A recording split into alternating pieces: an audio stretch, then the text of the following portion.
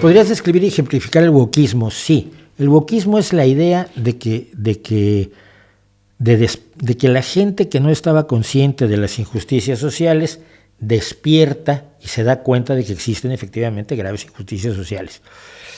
Be woke es estar despierto. Y esto empezó a raíz del Black Lives Matter, o antes incluso, con la idea de stay woke, mantente alerta, mantente despierto para ver las injusticias y tratar de resolverlas dentro de lo posible. Esto está muy bien. Yo llevo toda mi vida luchando contra las injusticias que percibo, contra las desigualdades que percibo. El punto es que algunas personas lo han tomado como una especie de religión o como una forma no de hacer justicia, sino de invertir la injusticia. ¿Me entiendes? Decir que el antídoto a la barbarie del machismo es la barbarie femenina, en vez de la igualdad. No puedes pagar el dolor que causaron ciertas instituciones sociales en el pasado. No puedes ir con todas las mujeres a las que no se les permitió desarrollarse porque la sociedad así era. Y decirles, uy, perdón, ahora sí puedes estudiar para bióloga o ahora sí te puedes dedicar a la minería de cobalto. Pues no. Y no puedes regresar con todos los cientos de miles de personas que fueron llevados como esclavos a Brasil, a México, a Perú, a Estados Unidos y decirles, bueno, mira, pues ahora ya vuelves a vivir, pero ahora vas a ser libre y vas a tener un montón de oportunidades y vas a poder ir a la escuela y tener una casita decente y sanidad pública. No puedes. Los horrores del pasado están ahí para educarnos, por lo menos tenemos que usarlos, no están para educarnos, pero podemos usarlos para educarnos ya que no podemos corregirlos. Y estar conscientes de ellos nos permite ser mejores hoy.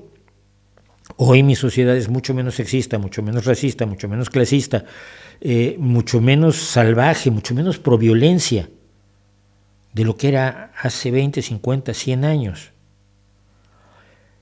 Entonces, hay una parte del wokismo en la que yo me adscribo totalmente, el estar conscientes de las injusticias, a veces de las que no te das cuenta, o que están tan institucionalizadas, tan metidas.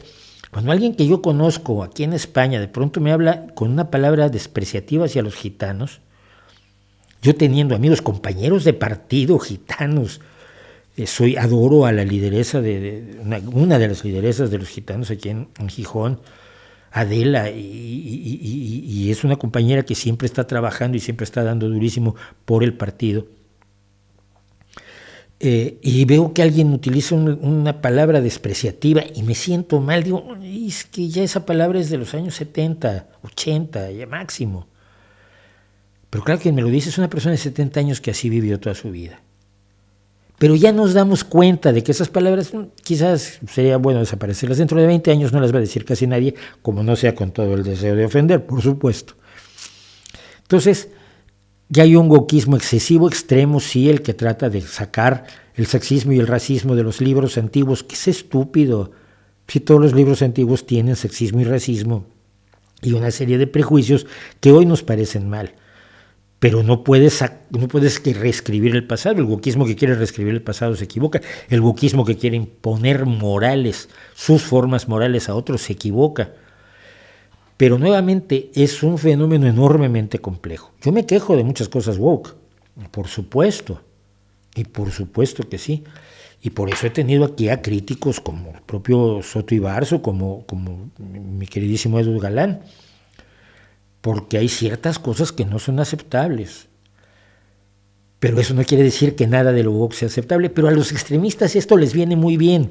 Los excesos de los más tarados de un lado les sirven mucho a los extremistas del otro lado para condenar toda idea de justicia, toda idea antirracista, toda idea antisexista, toda idea de igualdad, toda idea de solidaridad. Es lo que están haciendo DeSantis y Trump y esta gente. Y es precisamente lo que también hay que evitar. La radicalización que permite perpetuar las injusticias o pintarlas de blanco, como lo está haciendo DeSantis, diciendo que uy, qué bueno que los esclavos vinieron porque así aprendieron a ser herreros. Es que, hijo,